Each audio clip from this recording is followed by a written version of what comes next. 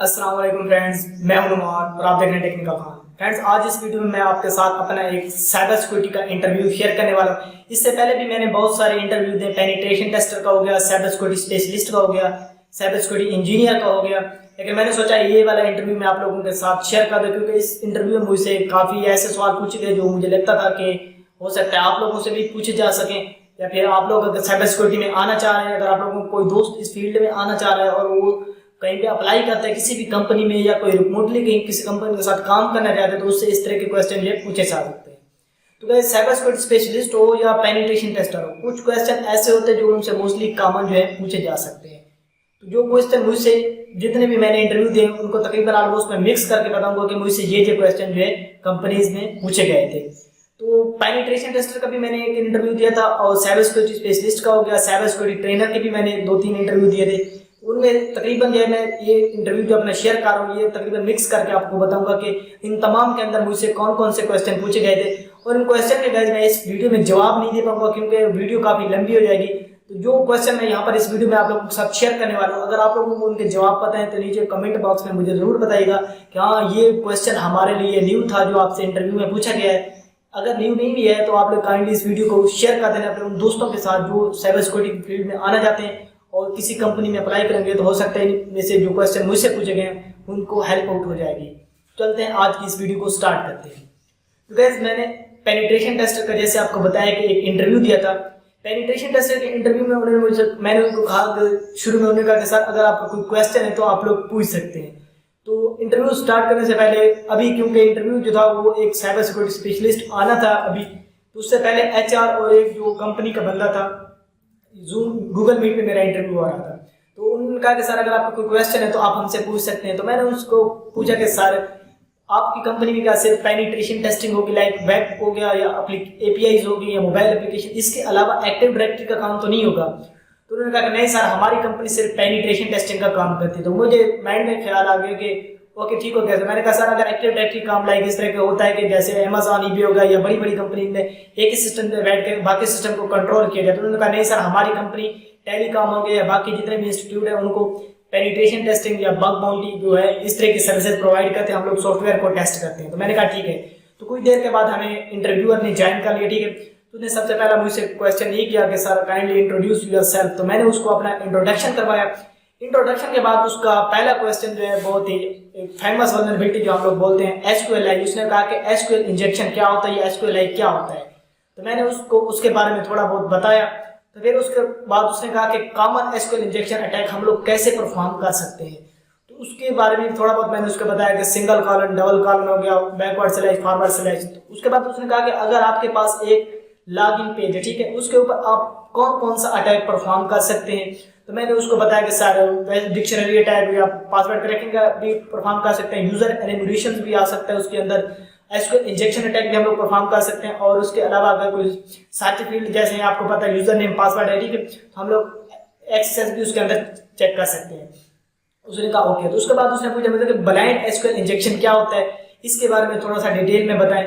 और उसके बाद उसने मुझसे पूछा कि टाइम बेस्ड एसक्यूएल इंजेक्शन क्या होता है, क्योंकि उसने मुझसे टाइप्स भी एसक्यूएल इंजेक्शन की पूछी थी। तो मैंने उसको बताया कि सर टाइप्स जो होती हैं error based SQL injection, union हो गया, उसके अलावा ब्लाइंड एसक्यूएल इंजेक्शन हो गया, टाइम डिले या time based SQL injection, blind SQL injection. तो मैंने उसको 4-5 जितने भी टाइप्स सब टाइप्स हैं उसके बारे में बताया था। तो उसके बाद अगला क्वेश्चन जो उसने मुझसे पूछा, उसने कहा कि सर एक्सेस अटैक्स क्या होता है और इसकी कितनी टाइप्स होती है। तो मैंने उसको एक्सेस अटैक्स के बारे में बताया कि ये क्रॉस स्क्रिप्टिंग अटैक होता है और जावास्क्रिप्ट का हम भी कोई मलिशियस स्क्रिप्ट जो है कि सर्च बार में या कमेंट सेक्शन में हो गया, फीडबैक में हो गया या कंटेक्ट फॉर्म के अंदर हम लोग रिजल्ट करते हैं और वहां से आगे हमें पॉपअप शो हो जाता है, या हमारी स्क्रिप्ट जो है एग्जीक्यूट हो गया आरईओटी डेटाबेस के उसको एग्जीक्यूट करिए। तो इस तरह की जो भी वल्नरेबिलिटी होगी तो वो एक्सेस की वल्नरेबिलिटी होगी। तो उसके बाद उसने मुझसे अगला क्वेश्चन पूछा कि सर यूजर एनुमरेशन के बारे में आप क्या जानते हैं और ये क्या होता है।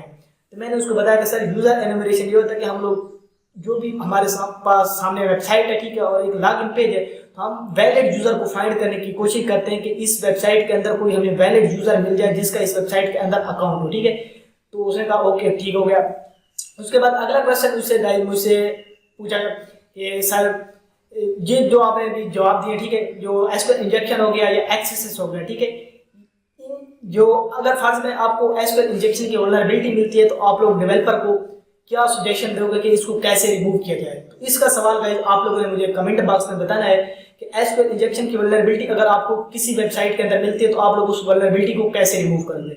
उसका अगला क्वेश्चन भी बिल्कुल यही सेम था कि सर एक्सेस की वल्नरेबिलिटी अगर आपको मिल गई है, रिफ्लेक्टेड हो या स्टोर्ड हो या डॉम बेस्ड हो, तो फिर आप डेवलपर को क्या सजेशन दोगे कि इस वल्नरेबिलिटी को रिमूव करने के लिए आप क्या करें, इस वेबसाइट के अंदर क्या क्या चेंजिंग रिक्वायर होगी या कहाँ पर या किस पेज पे आपको चेंजिंग रिक्वायर होगी ताकि ये वाली वल्नरेबिलिटी ये रिमूव हो जाए।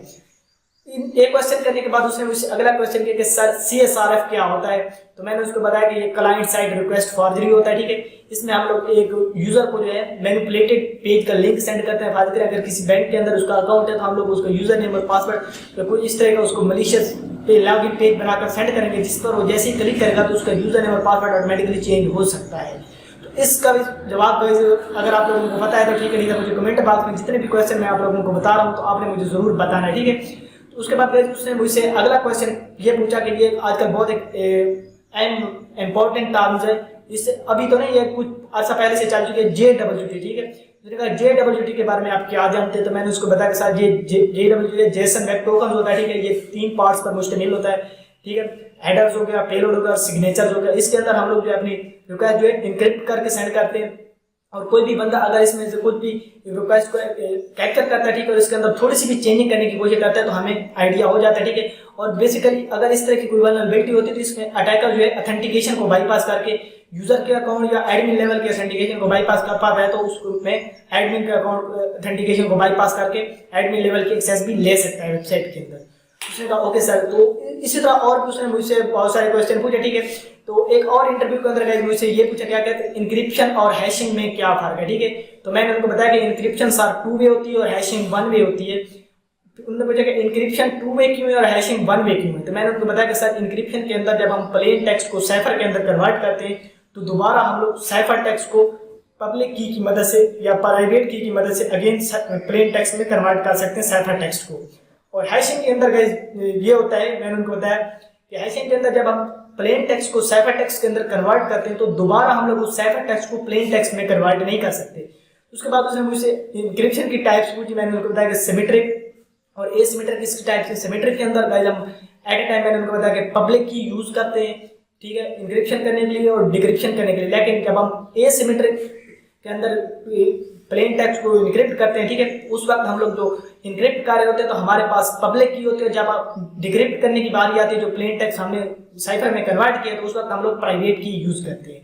हैशिंग की उसने मुझसे एल्गोरिथम की टाइप्स पूछी। तो मैंने उसको बताया कि बेस 64 हो गया, SHA-128, SHA-256 हो गया, तो इस बेस 64 हो गया, ठीक है, MD5 हो गया। तो ये मैंने उसको बताया कि ये हैशिंग की टाइप्स है, ठीक है। उसके बाद इस तरह सिंक्रोनस हो गया, एसिंक्रोनस हो गया और कुछ और इंटरव्यूज के अंदर बाकी भी कुछ सवाल पूछे गए थे, ठीक है, जो अभी मेरे माइंड में नहीं आ रहे थे। जितने क्वेश्चन मेरे माइंड में अभी आ रहे थे, ठीक है, जितने मैंने क्या कि आप लोगों के साथ शेयर कर दूं। तो इसी तरह के क्वेश्चन मुझसे इंटरव्यू के अंदर 3-4 इंटरव्यू जितने मैंने दिए हैं पूछे गए थे, ठीक है। अगर आप लोग कहेंगे कि साइबर सिक्योरिटी ट्रेनर के मैंने 2 इंटरव्यू दिए, ठीक है, उनको CEH के लिए एक ट्रेनर रिक्वायर्ड था तो उन्होंने कहा 1.5-2 साल या 2.5 साल जिसका एक्सपीरियंस हो वो बंदा अप्लाई करे। तो उसमें भी मैंने अप्लाई किया और काफ़ी इंटरव्यू के अंदर उन्होंने भी मुझसे क्वेश्चन पूछे थे तो वो इंटरव्यू भी मुझसे मैंने क्रैक कर लिया था, ठीक है। अगर आप लोग चाहते हैं कि वो वाला इंटरव्यू मैं आप लोगों के साथ शेयर करूँ तो नीचे कमेंट बॉक्स में मुझे बताइएगा। तो फिर अगर ये वीडियो आपको अच्छी लगती है, ठीक है, मेरे इंटरव्यू की, तो आप मुझे नीचे कमेंट बॉक्स में बताना है कि अगली वीडियो में आप लोगों के साथ शेयर करूँ कि मुझसे बाकी इंटरव्यू के अंदर कौन कौन से क्वेश्चन पूछे गए या जो इंटरव्यू के जो इंटरव्यू मैंने शेयर किया इसके अंदर जो क्वेश्चन रह गए मैं अगले इंटरव्यू में आप लोगों के साथ शेयर कर दूंगा। तो गाइस इस वीडियो के लिए इतना ही। अगर आपको कोई भी दोस्त या आप इस फील्ड में आना चाह रहे हैं तो हो सकता है आप लोगों को ये जो क्वेश्चन मैंने बताए हेल्पफुल हो आप लोगों को, तो काइंडली इस वीडियो को अपने दोस्तों के साथ लाजमी शेयर कीजिए जो दोस्त आपके साइबर सिक्योरिटी में आना चाह रहे हैं। तो गाइस इस वीडियो के लिए इतना ही। साइबर सिक्योरिटी, एथिकल हैकिंग और टेक्नोलॉजी रिलेटेड वीडियोस को देखने के लिए मेरे चैनल को सब्सक्राइब कर लें। मिलते हैं अगली वीडियो में। अल्लाह हाफिज।